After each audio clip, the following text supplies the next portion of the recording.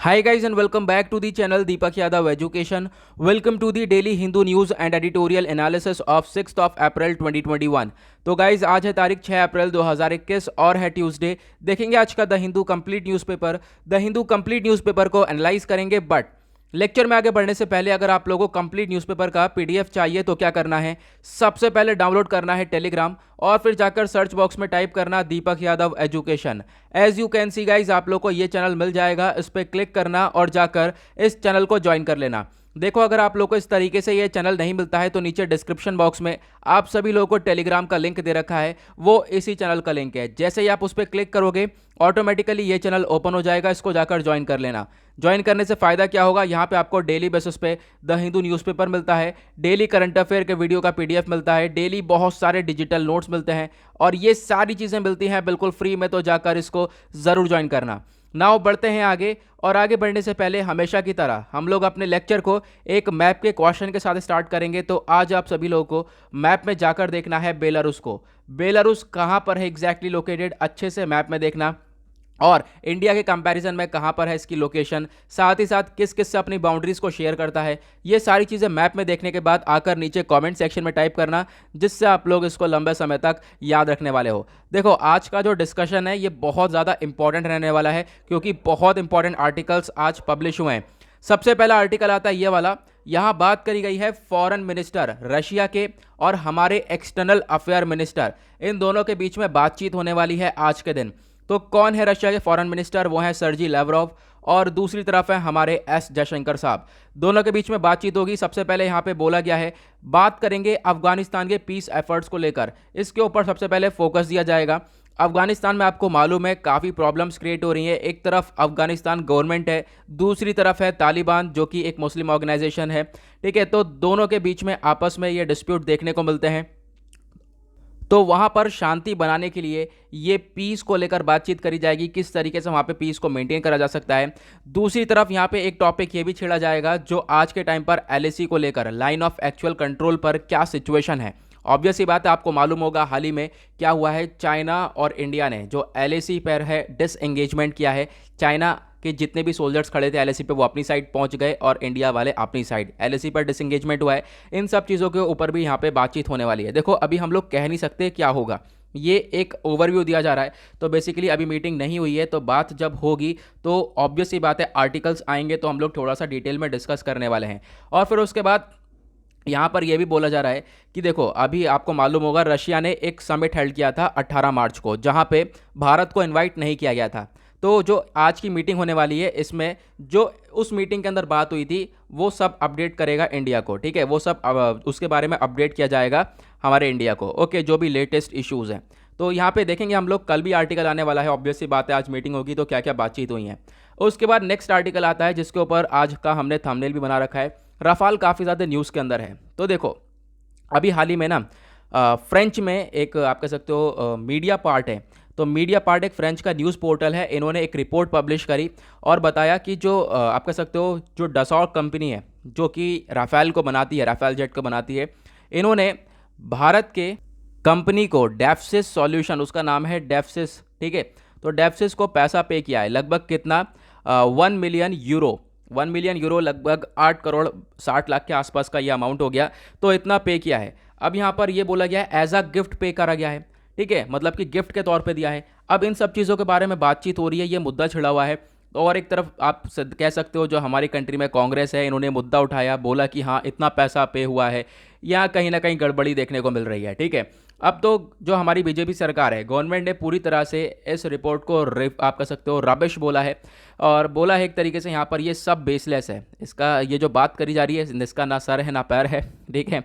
तो यहाँ पे आप देख पाओगे दूसरी तरफ जो फ्रेंच की मीडिया है, सॉरी फ्रेंच के अंदर एक एंटी करप्शन एजेंसी है, जैसे हमारे इंडिया के अंदर सीएजी है, यहाँ पे आप देख पाओगे कॉम्प्ट्रोलर एंड ऑडिट जनरल है। उसी तरीके से फ्रांस के अंदर है एक आप देख पाओगे agency, France of anti corporation, ये आप देख पाओगे एएफए जिसको हम लोग बोलते हैं। तो दोनों के द्वारा भी सारी चीज़ें देखी गई हैं, ठीक है, सब चीज़ें देखी गई हैं, एनालाइज किया गया है। तो ऐसा अभी तक कोई यहाँ पे घोटाला नहीं बताया जा रहा है। यहाँ पे बोला है कुछ भी यहाँ पर अभी गलत तरीके से चीज़ें नहीं देखी गई हैं। ठीक है, अभी हम लोग देखने वाले हैं और ढेर सारे आर्टिकल्स आएंगे। बस आपको एक छोटा सा एक मुद्दा इसके बारे में याद कर लो कि क्या बेसिकली हो रहा है राफाल को लेकर। ठीक है, ऑब्वियस सी बात है, जब से ये डील हुई है साल 2016 में, तब से ही जो है ये काफ़ी हद तक न्यूज़ के अंदर भी है और हमेशा ये न्यूज़ के अंदर देखने को मिलती है। तो यहाँ पे क्लियर हो चुका है। एक आप कह सकते हो लगाया गया था, एलिगेशंस लगाए गए थे कि हाँ भाई 1 मिलियन पेड करा गया है, किस चीज़ के लिए पे किया गया है। लेकिन वो सब जब हमने देखा है, वहाँ की आप कह सकते हो एंटी कॉरपोरेशन कंपनी है, सॉरी एंटी कॉरपोरेशन एजेंसी है फ्रांस की, और भारत का जो कैग है, इन दोनों ने मिलकर ये सारी ट्रांजैक्शंस वगैरह जब चेक किए हैं तो यहाँ पर कोई गलत चीज़ नहीं फाउंड करी गई है, ऑब्वियस सी बात है। और ये मीडिया पार्ट ने, जो फ्रांस का न्यूज़ पोर्टल है, उन्होंने बोला ये जो न्यूज़ इन्होंने दी है ये अभी पहला पार्ट है, अभी आने वाले टाइम में और भी ढेर सारी न्यूज़ देने वाले हैं। तो देखेंगे आने वाले टाइम पे भी हम लोग को ये आर्टिकल्स देखने वाले हैं। ओके, चलते हैं नेक्स्ट आर्टिकल की तरफ। नाउ यहाँ पे एक नेक्स्ट आर्टिकल आप लोग को ये देखने को मिलेगा। अभी आप लोग को मालूम है छत्तीसगढ़ के अंदर एक मॉइस्ट अटैक देखने को मिला था, और अभी यहाँ पे हाल ही में उसके बारे में हम चर्चा भी करने वाले हैं। बहुत इंपॉर्टेंट टॉपिक बन चुका है ये आपके एग्जाम के पॉइंट ऑफ व्यू से भी। तो जो अभी 3 अप्रैल को सुकमा डिस्ट्रिक्ट के अंदर ये अटैक देखने को मिला है, इसके अंदर हमारे एक सीआरपीएफ जवान है वो मिसिंग है। ठीक है, 22 जवान तो हमारी वीरगति को प्राप्त हो गए, ठीक है, आप लोगों को मालूम होगा, और एक सीआरपीएफ जवान हमारे मिसिंग है। और बोला यह जा रहा है जो ये सीआरपीएफ जवान है ये मॉइस्ट की कस्टडी में है। ओके, तो अभी देखेंगे यहाँ पर किस तरीके से हम लोग इनको रिलीज़ कर पाएंगे और क्या क्या चीज़ें हम लोग यहाँ पर फॉलो करने वाले हैं। एक छोटा सा अपडेट रखना ज़रूरी है। उसके बाद आएंगे पेज नंबर 10 की तरफ। यहाँ पे देख पाओगे एक आर्टिकल है, बोला ये जा रहा है जो पैनेकिया बायोटेक है ये बनाने वाली है 100 million doses of Sputnik V. Sputnik V ये कौन सी है? स्पुटनिक 5 बेसिकली बोला जाता है ज़्यादातर। तो ये वैक्सीन जो है रशियन मेड वैक्सीन है, तो इसके डोजेस बनाने वाला है इंडिया। तो देख पाओगे आरडीआईएफ ने एक प्रोडक्शन पैक्ट कर लिया है इंडिया की, आप कह सकते हो 5 फर्म के साथ। तो वैक्सीन और फार्मा मेजर, ये जो पैनेकिया बायोटेक है बेसिकली एक वैक्सीन मेकर है। ठीक है, न्यू दिल्ली के अंदर इसके ऑफिसेज देखने को मिल जाएंगे आपको।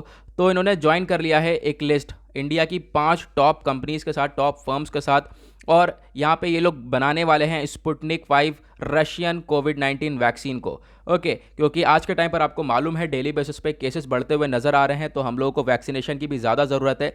तो इस वैक्सीन को भी हम लोग जल्द से जल्द प्रोड्यूस करेंगे। और ये देख पाओगे ये पैक्ट हो चुका है आरडीआईएफ के साथ, यानी कि रशियन डायरेक्ट इन्वेस्टमेंट फंड के साथ। इन्होंने ये सारी चीज़ें बोल दी हैं मंडे में। ओके, नाउ दूसरी तरफ ये भी बोला जा रहा है जो ये वैक्सीन है काफ़ी इफेक्टिव है, 91.6% तक इफेक्टिव भी है, काफ़ी बढ़िया तरीके से ये वर्क करने वाली है। नाउ बढ़ते हैं नेक्स्ट आर्टिकल की तरफ। यहाँ पे आता है एक और आर्टिकल, बात करी गई है रेलवे ने कंप्लीट कर लिया है अपना arch closure of Chenab bridge, यानी कि आर्क मतलब इस तरीके का, आर्क ऐसा हम बनाते हैं ना, तो इस टाइप का ब्रिज है, इस टाइप का पुल है। नाउ ये जो पुल है ये 35 मीटर हायर है देन द आईफिल टावर। आपको मालूम है आईफिल टावर के बारे में जो पेरिस में है, वहाँ उससे भी 35 मीटर हाई है, मतलब कि काफ़ी ऊंचा ये रेलवे ब्रिज होने वाला है। तो रेलवे ने मंडे में यहाँ पर बताया कि ये काफ़ी हद तक कंप्लीट कर चुके हैं इस प्रोजेक्ट को। जो इसका बेसिकली जो आर्क है आप लोग ये देख पा रहे हो, ठीक है, इस आर्क को लगभग काफ़ी हद तक कंप्लीट कर चुके हैं। ठीक है, ये आपको ध्यान रखना है। जो है ये जो ब्रिज है ये कहाँ पे बनाया जा रहा है? बेसिकली चेनब रिवर के ऊपर बनाया जा रहा है, उसी वजह से इसको चेनब ब्रिज बोल रहे हैं। तो आपको यहाँ पे ध्यान रखना है। और इसको वर्ल्ड का, दुनिया का हाईएस्ट रेलवे ब्रिज भी बोला जा रहा है। ठीक है, और इसकी हाइट मैंने आपको बता दी, जो कि आईफिल टावर है उससे भी काफ़ी ज़्यादा ऊंचा है। इस ब्रिज में जो कॉस्ट लग रही है आप देख पाओगे 1486, मतलब कि 1486 1486 करोड़ रुपए तक का यहाँ पे खर्चा आया है, और यहाँ पे इतनी कॉस्ट लगाई जा रही है। और जो ये ब्रिज है काफ़ी मजबूती तरीके से बनाया गया है, लगभग 266 किलोमीटर की इतनी स्पीड से अगर विंड भी चलती है, हवा चलती है, तो भी ये ब्रिज खड़ा रहने वाला है। तो आप समझ सकते हो कितने ज़्यादा मजबूती से कितना पैसा यहाँ पर लगाया होगा। तो आपको ध्यान रखना है इसके बारे में। कौन सी रिवर के ऊपर बनाया जा रहा है? ये चेनब रिवर के ऊपर बनाया गया है, आपको इसके बारे में ध्यान रखना है। उसके बाद नेक्स्ट आर्टिकल आता है ये वाला। इस आर्टिकल के बारे में हम पिछले साल कई बार डिस्कस कर चुके थे, और हमने इस साल 11 फरवरी को भी डिस्कस किया था। ओके, नाउ हम लोग बात करने वाले हैं यहाँ पे आईएनएस विराट की। तो आईएनएस विराट एक आप कह सकते हो प्राइवेट प्रॉपर्टी बन चुका है शिप ब्रेकर की, यानी कि प्राइवेट कंपनीज जो भी शिप ब्रेक करती हैं, शिप को तोड़ती हैं, उनके पीसेस कर देती हैं, तो उसका पार्ट बन चुका है ये INS, Indian naval ship Virat. अब पहले हम इसके बारे में जानेंगे, फिर उसके बारे में हम लोग बात करेंगे। तो यहाँ पे देख पाओगे ये जो टॉपिक है आपके जीएस पेपर 2 से रिलेटेड है। ठीक है, डिफेंस टेक्नोलॉजी और ये सारे टॉपिक से रिलेटेड है। तो जो आईएनएस विराट है एक सेंटोर क्लास एयरक्राफ्ट है, आप कह सकते हो एयरक्राफ्ट कैरियर है, यानी कि एयरक्राफ्ट आप इस पर रख सकते हो। बहुत ही बड़े साइज़ का ये शिप है और इसका जो वेट है लगभग 27,800 टन्स का। और जो ये शिप है ये ब्रिटिश नेवी के अंदर भी सर्व कर चुका है लगभग 25 साल तक, 1959 से लेकर 1984 तक। फिर उसके बाद ब्रिटिश नेवी से यानी कि निकाला गया, ठीक है। अब यहाँ पर उसके बाद आप कह सकते हो कि इसके रिफर्बिशमेंट के बाद माने रिपेयरिंग वगैरह करने के बाद इसको इंडियन नेवी में लाया गया। इंडियन नेवी में वर्क किया इसने 1987 में, ठीक है, और लाया गया, इसको कमीशन किया गया। फिर उसके बाद डिकमीशन कर दिया गया, यानी मतलब कि फिर इंडियन नेवी से भी रिटायर कर दिया गया इस शिप को। कब? मार्च 2017 के अंदर। कहाँ पर? मुंबई के अंदर। अब यहाँ पे ये एक लॉन्गेस्ट सर्विंग शिप है पूरे दुनिया के अंदर, आपको ध्यान रखना है। सबसे ज़्यादा टाइम तक इस शिप को चलाया गया है और इसने गिनेस बुक ऑफ रिकॉर्ड के अंदर अपना नाम भी दर्ज करवा लिया है। और ये जो विराट है इसने बहुत सारे ऑपरेशंस प्ले किए हैं, जैसे कि ऑपरेशन जुपिटर हुआ था 1989 में, श्रीलंकन पीस कीपिंग ऑपरेशन था, वहाँ पर अपना रोल प्ले किया है। बहुत सारे इवेंट्स में इसने अपने रोल प्ले किए हैं, तो इसके बारे में याद रखना। यह है INS विराट, यह है विशाल सा ये शिप। ओके, नाउ बात ये करी जा रही है कि ये जो शिप है अब इसको डिसमेंटल करने की बात करी जा रही है, मतलब कि अब रिटायर हो चुका है, डिकमीशन कर दिया गया है, अब इसको तोड़ दिया जाएगा, ब्रेक डाउन कर दिया जाएगा अलग अलग, ठीक है।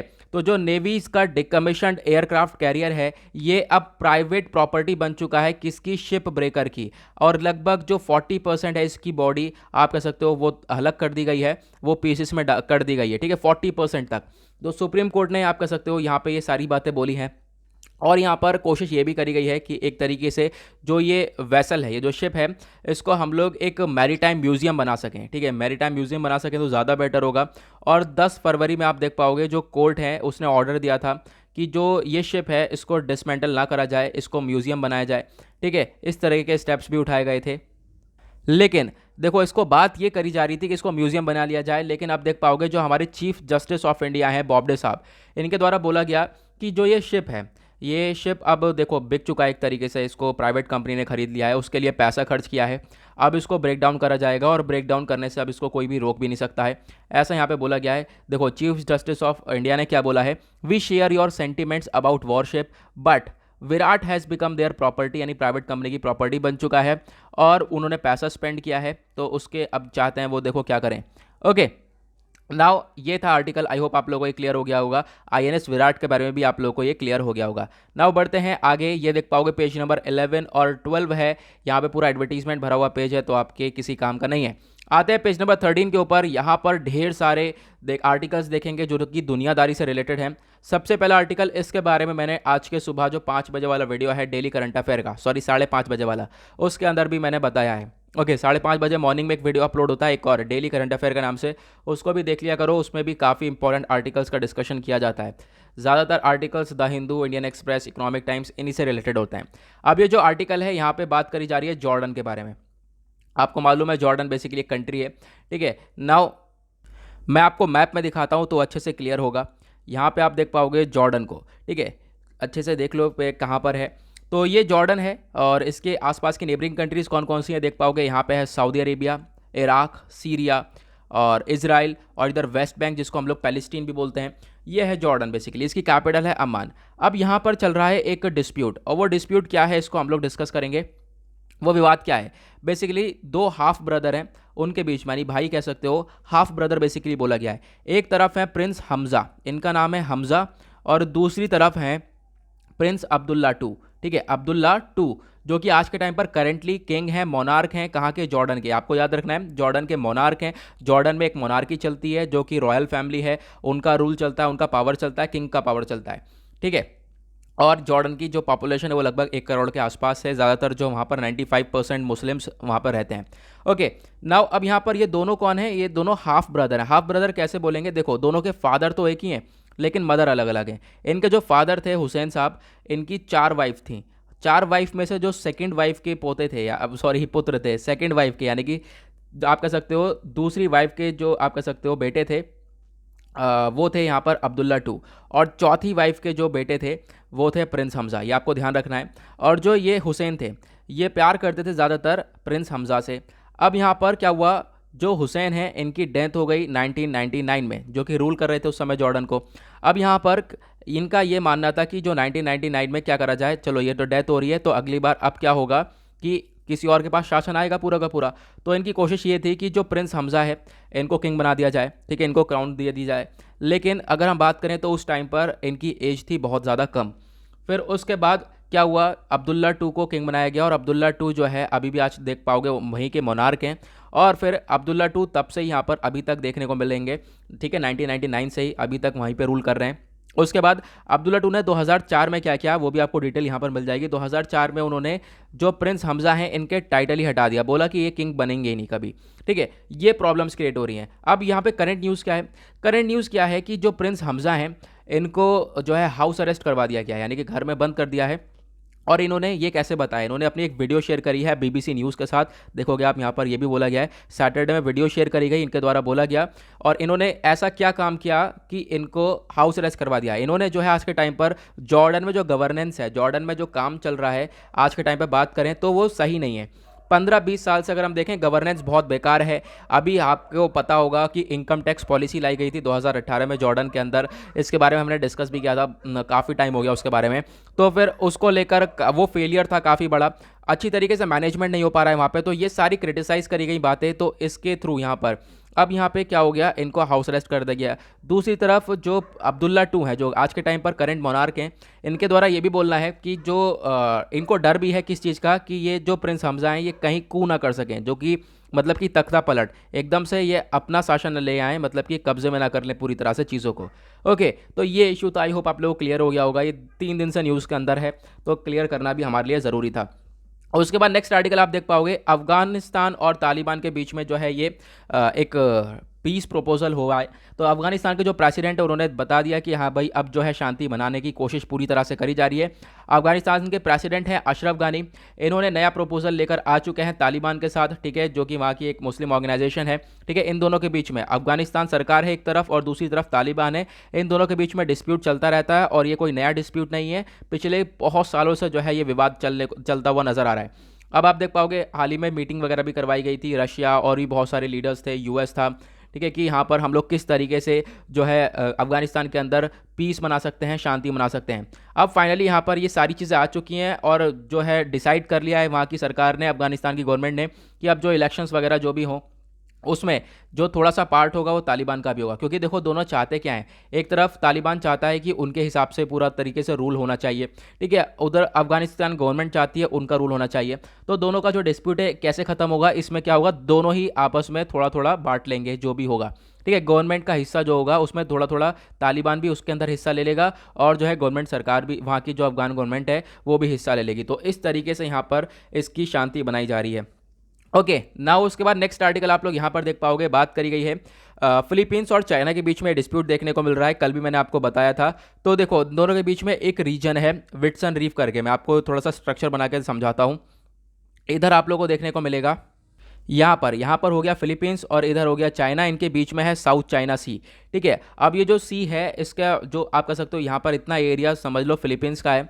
अब चाइना ने क्या करे, अपने बोट्स वगैरह भेज दिए हैं यहाँ पर, जो जहाज़ वगैरह यहाँ पे चाइना के देखने को मिले हैं। तो ये डिस्प्यूट चल रहा है काफ़ी दिनों से। फिलीपींस ने बोला है भाई यहाँ पर चाइना ज़बरदस्ती घुसने की कोशिश कर रहा है, चाइना कब्जा करने की कोशिश कर रहा है। नाउ अब देख पाओगे फिलीपींस ने भी सलाम करा है। फिलीपींस ने बोला है अगर ये सिचुएशन चलती रहेगी, अगर ये ऐसे ही कंटिन्यू रहने वाला है तो फिलीपींस और चाइना के जो रिलेशंस हैं, जो टाइज़ हैं, वो ऑब्वियसली बात है डैमेज हो जाएंगे, ख़राब हो जाएंगे पूरी तरह से, ऐसा यहाँ पे बात करी गई है। और उसके बाद नेक्स्ट आर्टिकल यहाँ पे बात करता है, जापान ने यहाँ पे अपने कंसर्न्स दिखाए हैं चाइना के ऊपर, यानी जापान ने अपनी चिंता दिखाई है, बोला है कि हाँ भाई चाइना के अंदर देखो बहुत सारे विवाद देखने को मिलते हैं। जापान के फॉरेन मिनिस्टर हैं तोशिमित्सु मोटीगी, तो इन्होंने ट्यूसडे में यहाँ पे बोला कि चाइनीज़ जो हैं आज के टाइम पर काफ़ी प्रॉब्लम्स क्रिएट कर रहे हैं। आजकल अगर हम बात करें हांगकांग को एक तरीके से पूरा कब्जाने की कोशिश करता है चाइना, ठीक है, वैसे ही बोलता है कि हाँ मेरा पार्ट है, और पूरी तरह से कब्जा करने की कोशिश करता है कि हाँ यार मेरी तरह से रूल चले, ठीक है, एक तरीके से पार्ट कह सकते हो, लेकिन जो है रूल मेरी तरह से करें ये सब, जो चाइना ये चाहता है। और वो ऑब्वियस ही बात है, चाइना हर जगह पर यही कोशिश करता है कि ज़्यादा से ज़्यादा जो एरिया है वो कब्जा सके। ओके, नाउ दूसरी तरफ देखो, चाइना के अंदर एक रीजन है जिनजियांग वाला। तो जिनजियांग का एरिया है, वहाँ पर उइगुर्स मुस्लिम रहते हैं। तो उइगुर मुस्लिम को बहुत ही बुरी तरीके से ट्रीट करा जाता है, ठीक है। उनको रमज़ान के रोज़े नहीं रखने दिए जाते, उनको बियर्ड नहीं बढ़ाने दी जाती, और बहुत ही बुरी तरीके से बैडली ट्रीट करा जाता है। तो ये सारी सिचुएशन देखने को मिलती है। तो ये इन सब चीज़ का मुद्दा उठाया है जापान ने, ठीक है। जापान ने अपने यहाँ पर ये सारी चीज़ें बताई हैं। उसके बाद यहाँ पर आप देख पाओगे, यहाँ पुतिन साहब कहाँ गए, रशिया के प्रेसिडेंट है व्लादिमीर पुतिन।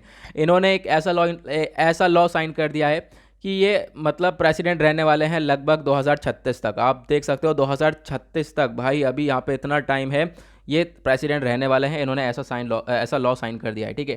तो देखेंगे क्या होता है आगे। उसके बाद पेज नंबर 14 पर आएंगे, दैट इज़ बिजनेस सेक्शन। यहाँ पर इतना इंपॉर्टेंट आर्टिकल्स तो नहीं है, तो एक ही आर्टिकल है। वैसे फिलहाल यहाँ पे आप लोग इसको भी स्किप कर सकते हो। बेसिकली क्या बोला गया मैं आपको बता देता हूँ। जो इंडिया की मैन्युफैक्चरिंग है, इंडिया की जो फैक्ट्रीज़ हैं, वो उनके अंदर ग्रोथ कम होती हुई नज़र आई है। किसकी वजह से? ड्यू टू दी कोविड-19 पैंडमिक की वजह से फैक्ट्रीज़ की ग्रोथ कम हुई है, उसके बारे में बताया गया है। इस आर्टिकल को एक्सप्लोर ज़्यादा नहीं करेंगे इसको, क्योंकि ये ज़्यादा इंपॉर्टेंट भी नहीं है। ओके, नाउ चलते हैं हम लोग अपने एडिटोरियल सेक्शन की तरफ। काफ़ी इंपॉर्टेंट होने वाले हैं आज के एडिटोरियल। बेसिकली तीन एडिटोरियल के बारे में चर्चा करेंगे, वो काफ़ी इंपॉर्टेंट होने वाले हैं। सबसे पहला एडिटोरियल हम मॉइस्ट अटैक के बारे में बात करेंगे, जो छत्तीसगढ़ के अंदर देखने को मिला है। ये मोस्ट इंपॉर्टेंट टॉपिक बन गया है आपके यूपीएससी एग्जाम के पॉइंट ऑफ व्यू से।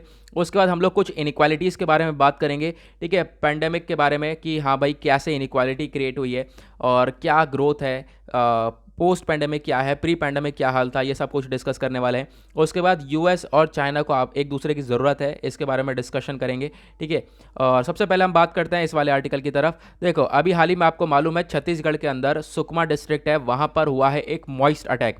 क्या होते हैं ये मॉइस्ट नक्सल, जिन्हें हम लोग बोलते हैं, नक्सल अटैक देखने को मिला। ये सब क्या है, इसको हम लोग डिस्कस करेंगे।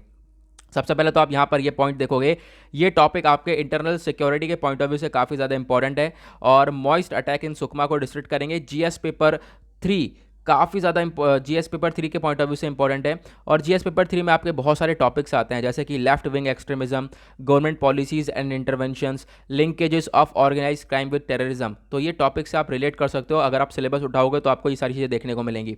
तो मतलब कि ये परफेक्ट टॉपिक है आपके, जो एग्जाम में पूछा जा सकता है। न्यूज़ के अंदर क्यों है? क्योंकि आपको मालूम है हमारे जो काफ़ी सारे जवान हैं वो वीर गति को प्राप्त हुए हैं। लगभग 22 जवान वीर गति को प्राप्त हुए हैं इसके अंदर। और अटैक करा गया एक पीएलजीए के द्वारा, यानी पीपल्स लिबरेशन गुरेला आर्मी के द्वारा।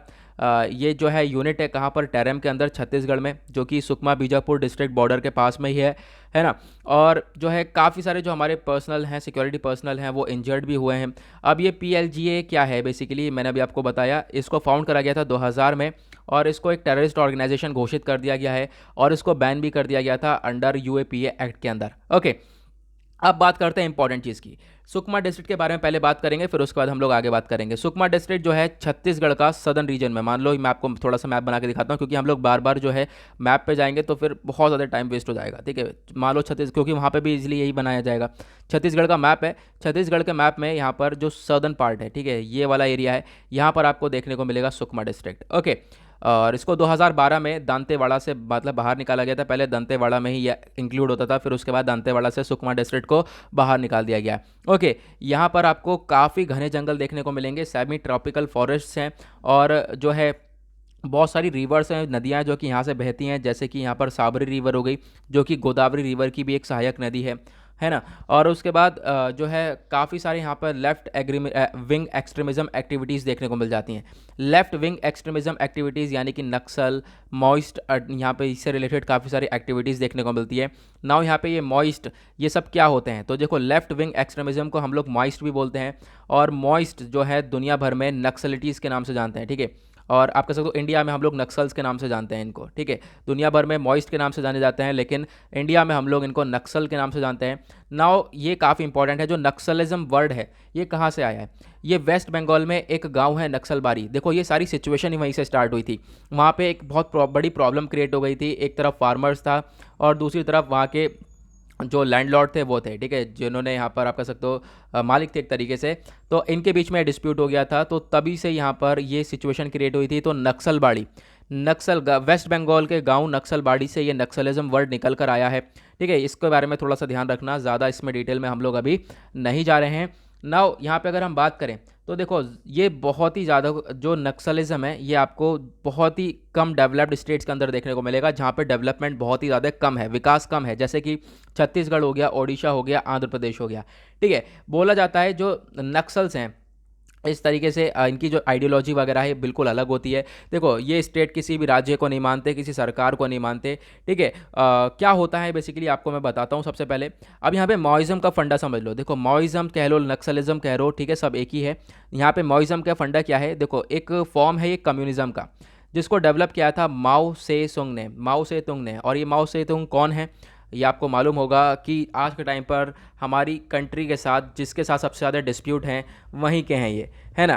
तो यहाँ पर इनके द्वारा ये सारे फंडे वगैरह लाए गए थे। इसमें क्या होता है, देखो, मॉइस्ट क्या होते हैं? वो स्टेट पावर को कैप्चर करना चाहते हैं। अब यहाँ पे हम मॉइस्ट का मतलब समझेंगे, यानी राज्य की पावर को पूरी तरह से कैप्चर करना चाहते हैं। कैसे चाहते हैं? कि भाई आर्म्ड इंसर्जेंसी, यानी कि बंदूकें उठाओ, हथियार से कब्जा करो उस पूरे राज्य के ऊपर। ठीक है, स्ट्रेटेजिक अलायंस होती हैं और यहाँ पर इसी तरीके से कब्जा करने की कोशिश रहती है। ठीक है, तो यहाँ पर आप देख पाओगे किसी सरकार को, मैंने जैसा बताया, किसी सरकार की पॉलिसी वगैरह कुछ भी नहीं यहाँ पर ये सपोर्ट करते। ठीक है, तो यहाँ पर उसी तरीके से ये अटैक भी देखने को मिला था अभी हाल ही में। नाउ यहाँ पे क्वेश्चन आपसे ये पूछा जा सकता है कि reason for left wing extremism, क्या क्या रीजंस हैं जिसकी वजह से ये लेफ्ट विंग एक्सट्रीमिज्म ज़्यादातर बढ़ता हुआ नज़र आ रहा है। सबसे पहला, ट्राइबल डिसकंटेंट। क्या हो रहा है? देखो, हम लोग हाल ही में अपना एक देखो, फॉरेस्ट कंजर्वेशन एक्ट है हमारा 1980 का। ठीक है, उन्होंने क्या करा, टारगेट कर दिया ट्राइबल्स को। मान लो छत्तीसगढ़ में कुछ आदिवासी लोग रहते हैं। ठीक है, मैं आपको एग्जाम्पल के तौर पर समझा रहा हूँ। आदिवासी लोग रहते हैं, वो लोग ना उस जंगल के ऊपर ही डिपेंड है, उस जंगल से ही कमाते हैं, खाते हैं। ठीक है, पूरा तरह से डिपेंडेंट है। अब यहाँ पे आ गया फॉरेस्ट कंजर्वेशन एक्ट। अब ये जो एक्ट है, इसकी वजह से क्या हो गया, अब यहाँ पर जो इनको अलाउ नहीं करा जाएगा कि ये कोई लकड़ी वगैरह नहीं काट सकते और जंगल को अच्छी तरीके से रखना पड़ेगा। ठीक है, अब यहाँ पे क्या होगा, इनके लिविंग ऑफ स्टैंडर्ड को प्रॉब्लम पहुँचेगी। ठीक है, हार्म पहुँचेगा। अब ये लोग क्या करेंगे? अब ये लोग, अभी मैं आपको बताता हूँ। फिर उसके बाद दूसरा हमारी तरफ क्या है, मैसिव डिस्प्लेसमेंट। हमने क्या करा, वो जो जंगल में भरे पड़े हैं लोग, इन सबको डिस्प्लेस कर दिया, हटाओ यहाँ से। ठीक है, क्योंकि यहाँ पर जो है डेवलपमेंट प्रोजेक्ट्स लगाए जाएंगे, माइनिंग ऑपरेशंस लगाया जाएगा, कुछ और रीजन की वजह से उनको अब उनकी जगह से हटा दिया। नाउ ये जो टारगेट बन जाता है माउस के लिए, अब कुछ दो चार मॉइस्ट होते हैं, उनके लिए बहुत इजीली टारगेट है। वो क्या करेंगे, उन लोगों को जिनको यहाँ पर निकाल दिया गया है, अब यहाँ पर उनकी लाइफ जो है काफ़ी तरीके से हिट हो चुकी है, तो इन लोगों को भड़काया जाएगा कि भाई ऐसी ऐसी चीज़ें हैं। ठीक है, भड़काया जाएगा पूरी तरह से कि हाँ भाई ऐसा ऐसा हो गया है आपके साथ, सरकार ये है वो है। और फिर इनको वेपन्स प्रोवाइड करवा दिए जाएंगे, इनको आप कह सकते हो हथियार दे दिया जाएगा, पैसा प्रोवाइड करवा दिया जाएगा, और फिर उसके बाद ये बन जाएंगे एक तरीके से मॉइस्ट के अंदर ये इंक्लूड हो जाते हैं। ठीक है, जैसे मैंने आपको बताया, ये क्या करेंगे, आर्म्स और ये मनी वगैरह प्रोवाइड करवा देते हैं इन लोगों को, और ये लोग सब इसके अंदर इंक्लूड हो जाते हैं। ओके, नाउ तो ये प्रॉब्लम्स देखने को मिलती हैं इस तरीके के यहाँ पर।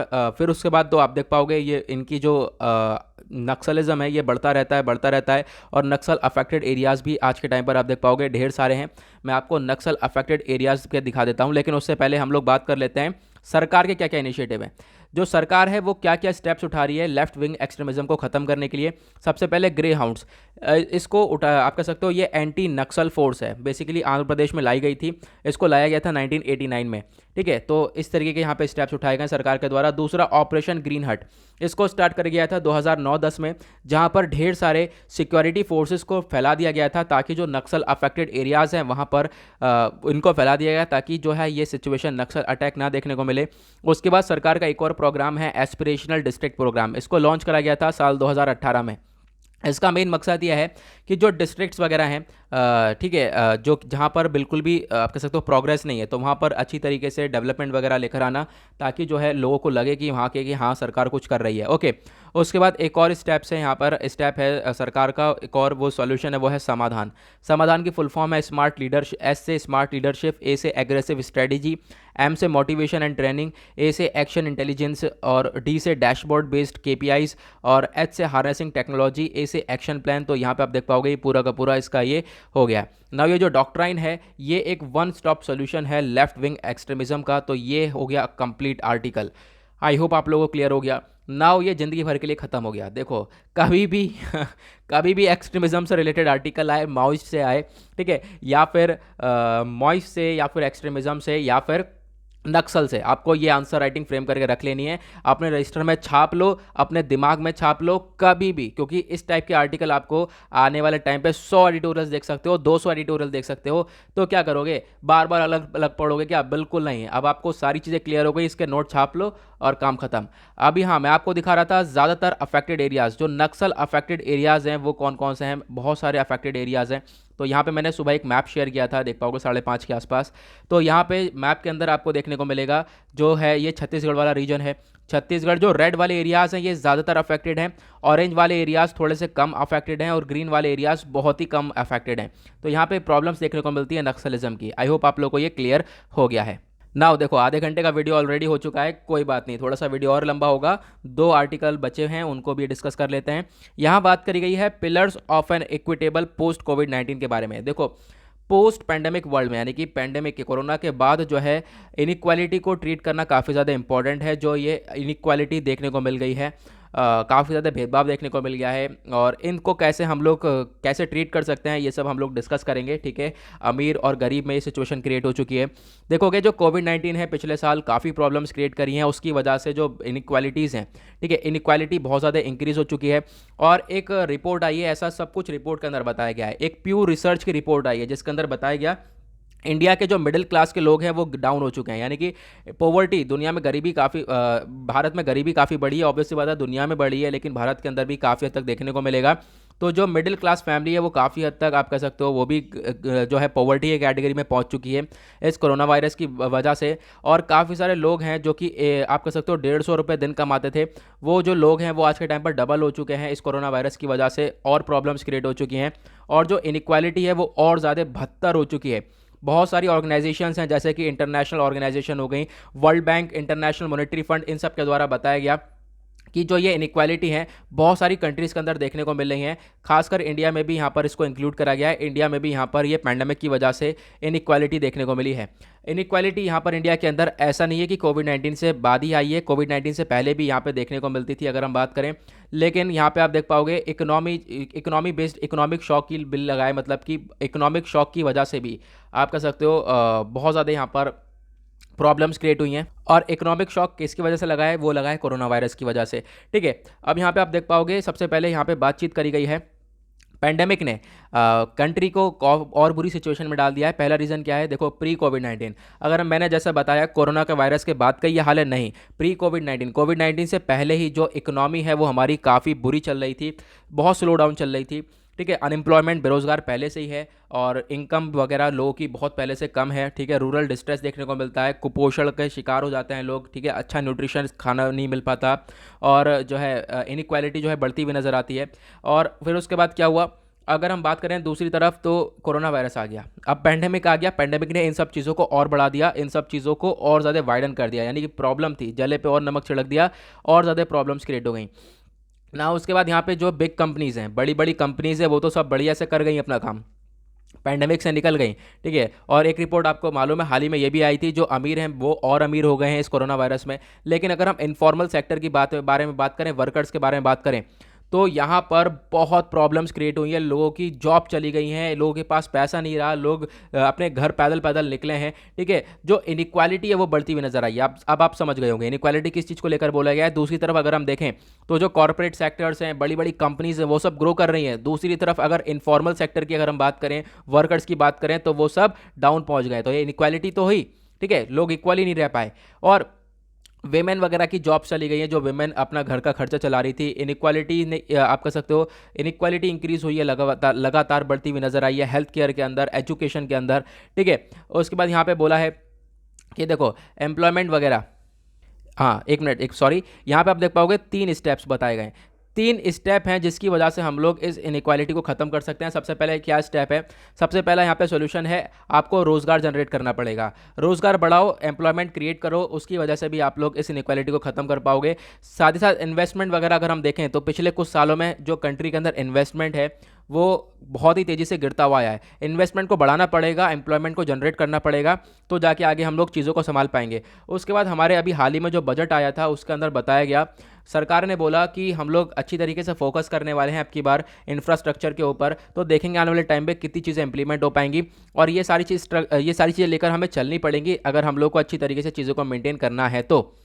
उसके बाद सेकंड सॉल्यूशन बताया गया है। देखो, पहला सॉल्यूशन क्या है, रोजगार को बढ़ा दो।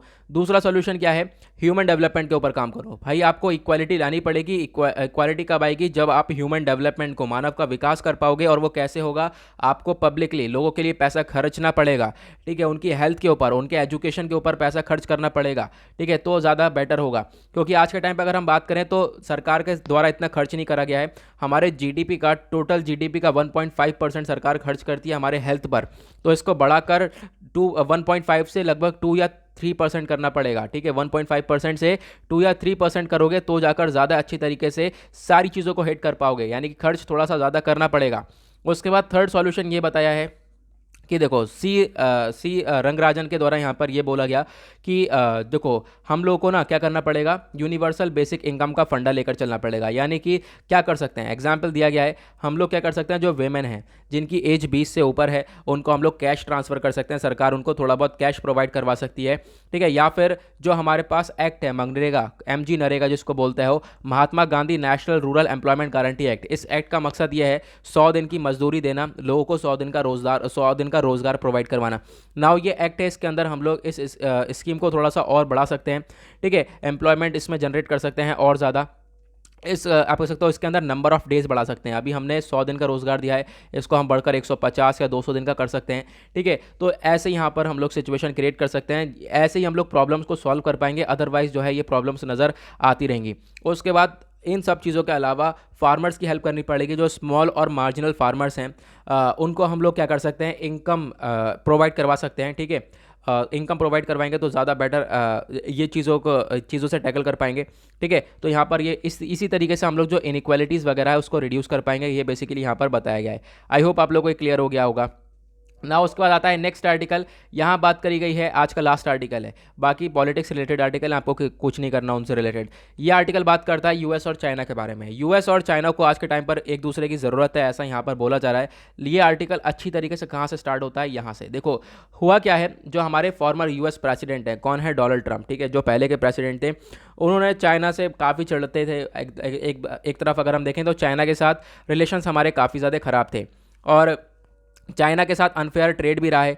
फिर ठीक है, और हमने आप कह सकते हो सैंक्शंस वगैरह लगाने की कोशिश करी है, लेकिन चाइना लगातार जो है अपना इन्फ्लुएंस बढ़ाता रहा है और अपनी मिलिट्री पावर बढ़ाता रहा है, ठीक है, अमेरिका के खिलाफ। और अगर हम बात करें तो हमने अभी क्वाड को लेकर आए थे, ठीक है, यूएस का स्पॉन्सर्ड क्वाड, यानी कि क्वाड्रिलेटरल सिक्योरिटी डायलॉग, जिसमें जापान, इंडिया, ऑस्ट्रेलिया है, यूएस है, जो कि चारों मिलकर चाइना से टैकल करेंगे, ठीक है। इस तरीके की चीज़ें हो रही थी, यानी कि पहले विवाद बताया जा रहा है, क्या क्या विवाद चल रहे हैं आपस में, ठीक है। उसके बाद यहाँ पे चाइना को हमेशा क्रिटिसाइज़ किया जाता है। देखो किस चीज़ को लेकर, कि चाइना के अंदर बहुत सारी प्रॉब्लम्स क्रिएट हो रही हैं। पहली बात, चाइना प्रॉब्लम बहुत क्रिएट करता है।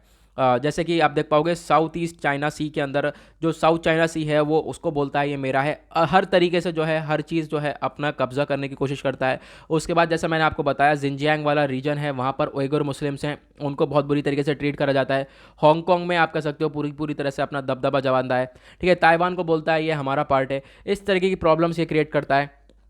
यहाँ पर आप देख पाओगे ये सारे डिस्प्यूट्स बताए गए। उसके बाद यहाँ पे बोला गया, देखो चाइना जो है आज के टाइम पर एक लीडिंग कंट्री होने वाली है, और बहुत सारी रिपोर्ट ये भी पब्लिश कर चुकी हैं कि आने वाले टाइम पे चाइना की इकोनॉमी क्या कर सकती है, चाइना की इकोनॉमी अमेरिका की इकोनॉमी को टैकल कर सकती है, अमेरिका की इकोनॉमी को पीछे छोड़ सकती है, यानी चाइना एक लीडिंग कंट्री बन सकता है आने वाले टाइम में। अब इन सब चीज़ों को देखते हुए, यहाँ तो हमने डिस्प्यूट देखे, आपस में विवाद इन लोगों के बहुत चलते हैं।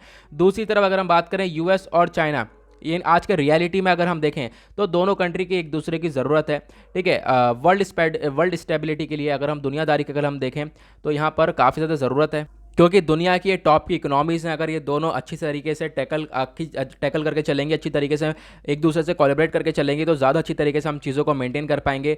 Growth, supply chain, job, service, investment, market access, ये सभी चीज़ें बढ़ती हुई नजर आएंगी। तो बेसिकली यहाँ पर ये बताया गया है, पहले डिस्प्यूट समझाया गया है, फिर उसके बाद यहाँ पर एक छोटा सा आइडिया दिया गया है। उसके बाद आपको मालूम है इलेक्शन चल रहे हैं, तो इलेक्शन से रिलेटेड बहुत सारी चीज़ें आ रही हैं जो कि आप लोग इजीली छोड़ सकते हो, आपके किसी काम की नहीं है। आई होप आप लोगों को क्लियर हो गया है। आज का न्यूज़पेपर एनालिसिस हो गया है थोड़ा सा लंबा, कोई बात नहीं, हो गया है यहाँ पे सारी चीज़ें क्लियर। मिलते हैं आप लोग से नेक्स्ट वीडियो में। आज के लिए bye bye, have a nice day.